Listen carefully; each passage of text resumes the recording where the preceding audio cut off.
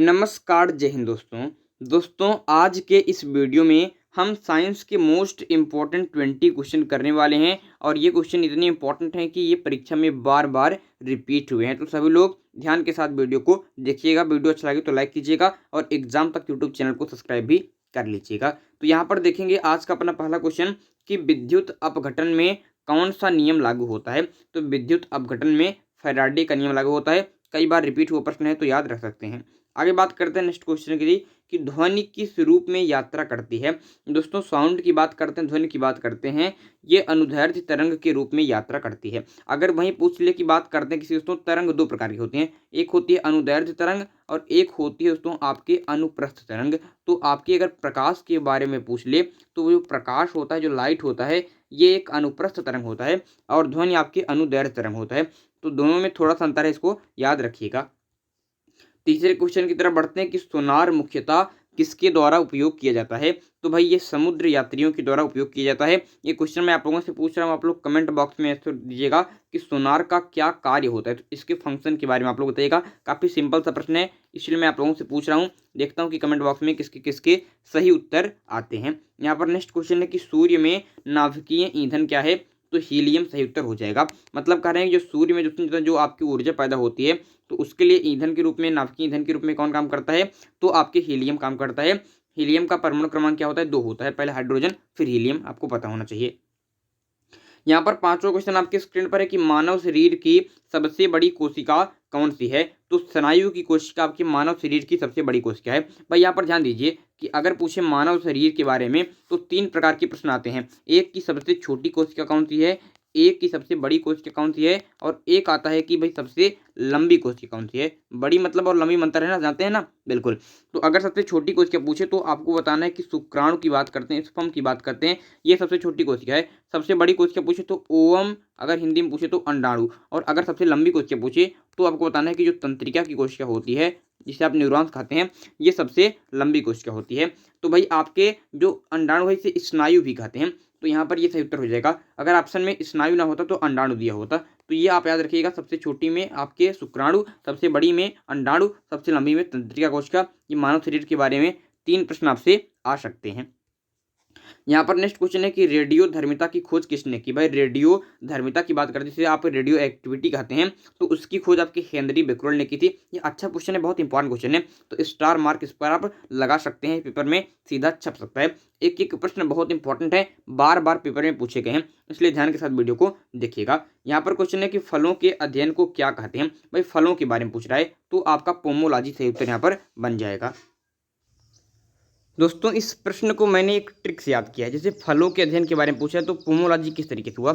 आप लोगों ने सुना होगा अनार की बात करते हैं, इसको इंग्लिश में क्या कहते हैं, इसको इंग्लिश में कहते हैं पोमोग्रेनेट। तो वहाँ से पोमो शब्द ले लिया, तो पोमोलॉजी की बात करते हैं। तो भाई अनार क्या है, एक फल है, तो पोमोलॉजी मतलब हो जाता है कि इसके फलों का अध्ययन से कहते हैं। पोमो से पोमोग्रेनेट याद करके आप फलों का अध्ययन लगा सकते हैं। तो ये ट्रिक थोड़ी सी है। इसके अलावा याद रखिए एपीकल्चर अगर पूछ ले पेपर में तो याद रखिएगा कि मधुमक्खी पालन का अध्ययन को एपीकल्चर कहते हैं। अगर पूछ ले कि सीरीकल्चर के अंतर्गत किसका अध्ययन करते हैं तो रेशम कीट पालन का अध्ययन किया जाता है। अगर पीसी कल्चर पेपर में आ जाए तो पीसी कल्चर के अंतर्गत आपके मत्स्य पालन का अध्ययन किया जाता है। तो ये सारे प्रश्न पेपर में कई बार आ चुके हैं, इसलिए इन पर आपको ध्यान केंद्रित रखना है। आगे बात करते हैं।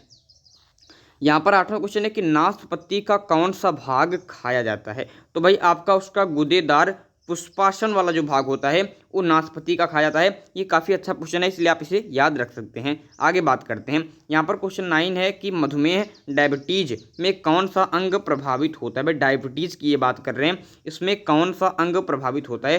तो इसमें आपके अग्नाशय प्रभावित होता है। अग्नाशय आप लोग जानते होंगे पैनक्रियाज। अच्छा एक क्वेश्चन इससे आता है कि आपके पूर्ण पाचक रस की संज्ञा किसे दी गई है। पूर्ण पाचक रस की संज्ञा किसे दी गई है।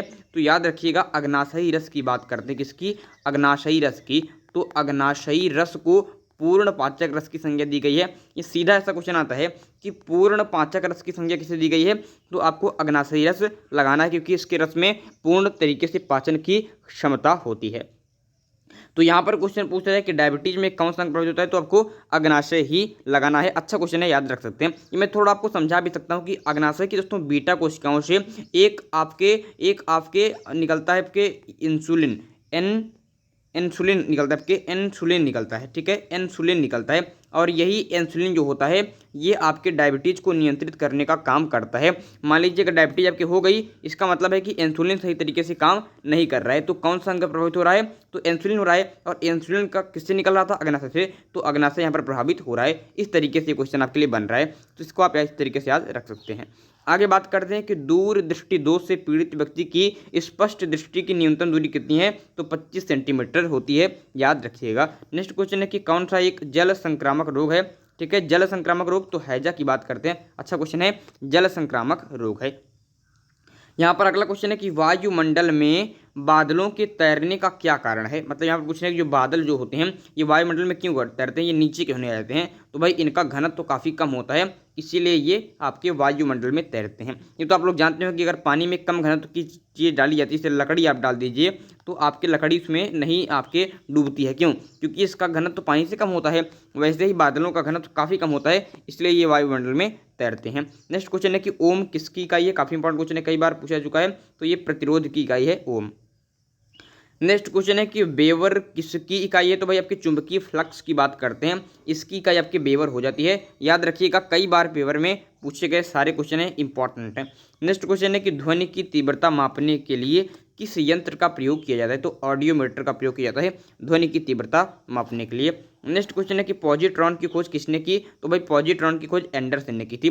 पॉजिट्रॉन आप लोग जानते होंगे, अगर पूछे कि इलेक्ट्रॉन का भाई आपके प्रतिवर्तीकरण कौन सा होता है? तो इलेक्ट्रॉन की बात करते हैं, उसका प्रतिवर्तीकरण आपके पॉजिट्रॉन होता है, इसको याद रख सकते हैं। तो इसकी खोज की एंडरसन ने।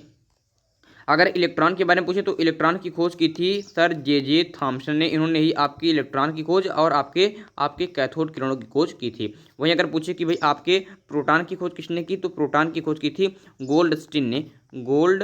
गोल्डस्टीन ने की थी और रदरफोर्ड ने इसका नाम दिया था। वहीं अगर न्यूट्रॉन के बारे में पूछ ले तो न्यूट्रॉन की खोज की थी आपके जेम्स चैडविक ने। तो आपको ये सारे प्रश्न याद रखने हैं, चैडविक, गोल्डस्टीन, जे थॉम्सन और एंडरसन, ठीक है। आगे बात करते हैं कि रेबीज के टीके की खोज किसने की? तो लुई पास्चर। काफी इंपॉर्टेंट क्वेश्चन है, इन्होंने आपके रेबीज के टीके की खोज की थी। लुई पास्चर को सूक्ष्म विज्ञान जनक का पिता भी कहा जाता है, इसको याद रखिएगा। सूक्ष्म विज्ञान का जनक किसे कहा जाता है? तो द फादर ऑफ आपके माइक्रोसाइंस को किसे कहा जाता है? तो आपके भाई आपके लुई पास्चर को कहा जाता है। आगे बात करते हैं कि वॉशिंग मशीन की कार्य प्रणाली किस सिद्धांत पर काम करती है? तो वह अपकेंद्रण के सिद्धांत पर काम करती है। जो बल आपके क्या लगता है? केंद्र की तरफ बल लगता है। आपकी कोई चीज़ गोल गोल अगर घूम रही हो तो उसका बल उसका एक खिंचाव आपके केंद्र की तरफ लगता है, उसे ही कहते हैं अपकेंद्रण बल, ठीक है। अभिकेंद्री बल एक होता है अपकेंद्री, जिससे बाहर की तरफ लगता है। अच्छा, दोनों बात समझिएगा। जैसे अगर ये कोई है भाई आपकी वस्तु जो आपकी गोल गोल घूम रही हो, तो इसका एक बल इसको काम करता है अंदर की तरफ, ठीक है। तो ये इससे कहते हैं आपके अभिकेंद्री बल। और वहीं आपके ये एक बल दोस्तों इसके इस तरफ लगता है, जो आपके केंद्र के बाहर की तरफ लगता है, जिसे आप कहते हैं अपकेंद्री बल। तो यही आपके अपकेंद्री बल।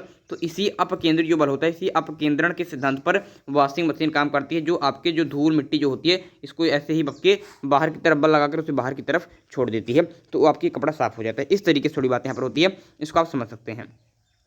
यहाँ पर क्वेश्चन है कि आधुनिक आवर्त सारणी किस पर आधारित है? तो परमाणु क्रमांक पर आधारित है। जिस तरीके से परमाणु क्रमांक है उसी तरीके से वो आपके आवर्त सारणी बनी हुई है, इसको आप याद कर सकते हैं। आगे बात करते हैं कि यहाँ पर ये क्वेश्चन मैं आप लोगों को होमवर्क के लिए दे रहा हूँ, 20 नंबर क्वेश्चन, कि नाइट्रोजन यौगिकीकरण के लिए कौन सी फसल सहायक है? नाइट्रोजन आपके यौगिकीकरण की यहाँ पर बात कर रहा है, तो ये आपको बताना है, ठीक है। काफ़ी अच्छा क्वेश्चन है, आप इसे याद रख सकते हैं। आप बताइएगा कमेंट बॉक्स में क्या प्रश्न उत्तर क्या हो जाएगा।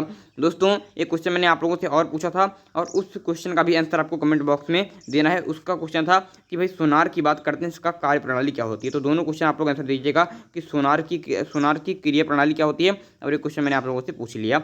अब आप लोग कमेंट बॉक्स में बताइएगा क्लास कैसी लगी। अच्छी लगी तो वीडियो को लाइक कीजिएगा, चैनल को सब्सक्राइब कीजिएगा, क्योंकि यहाँ पर इसी प्रकार से वीडियो आपको मिलते रहते हैं। टेलीग्राम चैनल की लिंक डिस्क्रिप्शन में दे दी है, इसकी पूरी PDF फाइल आपको वहीं पर शेयर कर दी जाएगी। वीडियो को अंत तक देखने के लिए बहुत बहुत धन्यवाद। Bye bye.